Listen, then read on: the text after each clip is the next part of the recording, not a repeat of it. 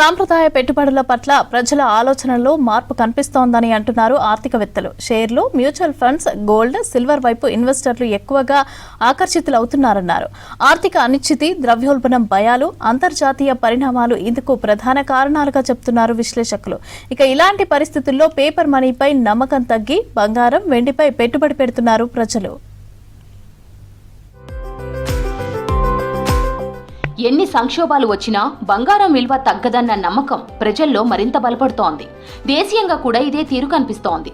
Bank వడ్డీ రేట్లు ఆశించినంత లాభాన్ని ఇవ్వకపోవడం, స్టాక్ మార్కెట్లలో హెచ్చుతగ్గులతో మధ్యతరగతి నుంచి పెద్ద ఇన్వెస్టర్ల వరకు గోల్డ్, సిల్వర్ కొనుగోళ్లపై ఆసక్తి చూపిస్తున్నారు.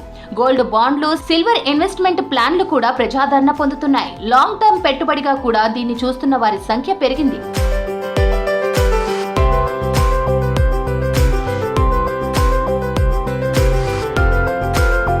అయితే పెట్టుబడుల్లో సమతుల్యత అవసరమని సూచిస్తున్నారు ఆర్థికవేత్తలు. మొత్తం డబ్బును ఒకే దగ్గర పెట్టుబడి పెట్టకుండా వివిధ రకాలుగా ఇన్వెస్ట్మెంట్ చేయాలంటున్నారు. ప్రస్తుత పరిస్థితుల్లో గోల్డ్, సిల్వర్ సేఫ్ అంటున్నారు. ప్రపంచవ్యాప్తంగా కొన్నేళ్లుగా భారీగా గోల్డ్ రిజర్వులు పెంచుకుంటున్నాయి సెంట్రల్ బ్యాంకులు. ముఖ్యంగా చైనా, రష్యా, భారత్ లాంటి దేశాలు డాలర్పై ఆధారాన్ని తగ్గించుకునేందుకు బంగారం కొనుగోళ్లు పెంచాయంటున్నారు ఎక్స్పర్ట్స్. ప్రపంచవ్యాప్తంగా కరెన్సీలన్నీ బలహీనపడుతున్నాయి. పేపర్ కరెన్సీలన్నీ దెబ్బతింటున్నాయి. ఎందుకంటే గత అనేక సంవత్సరాలుగా పేపర్ కరెన్సీలు విపరీతంగా ముద్రేయటం వల్ల అన్ని దేశాలు, భారతదేశం రూపాయితో సహా అమెరికా డాలరు, పౌండ్, ఇలా ఒక కరెన్సీ కాదు అన్ని కరెన్సీలు విపరీతంగా ముద్ర వేయబడ్డాయి. దానివల్ల ఏంటంటే కరెన్సీ ఎక్కువ చలామణిలోకి వస్తే సప్లై పెరిగితే వాటి విలువ పడిపోద్ది. కరెన్సీల సప్లై పెరిగింది, కరెన్సీల విలువ పడిపోతుంది. దిగజారుతున్నాయి కాబట్టి మీకు సేఫ్టీ ఎక్కడ ఉంది? బంగారంలోనే సేఫ్టీ ఉంది. ఎందుకంటే కరెన్సీ విలువ పడిపోతే మీరు గతంలో 10 రూపాయలతో కొన్న వస్తువు ఇప్పుడు 15 రూపాయలు ఇచ్చి కొనాలి. దాంతో ఏంటంటే మీ చేతిలో ఉన్న డబ్బు విలువ రోజు రోజు పడిపోతుంటే మీకు కష్టం అవుతుంది, మీ కొనుగోలు శక్తి పడిపోద్ది. అలాంటిది కాపాడుకోవాలంటే దాన్ని తట్టుకొని ద్రవ్యోల్బణాన్ని, ధరల పెరుగుదలని తట్టుకొని నిలబడగలిగింది బంగారం, సిల్వర్ లాంటి మెటల్స్. కాబట్టి ఆ రూపంలో మార్చుకుంటే కనుక కరెన్సీ విలువ పడిపోయిన కొద్దీ అవి పెరుగుతుంటాయి.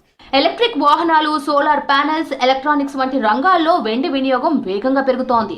అందుకే రానున్న కాలంలో వెండి బంగారాన్ని మించిన లాభాలు ఇవ్వొచ్చంటున్నారు ఆర్థికవేత్తలు.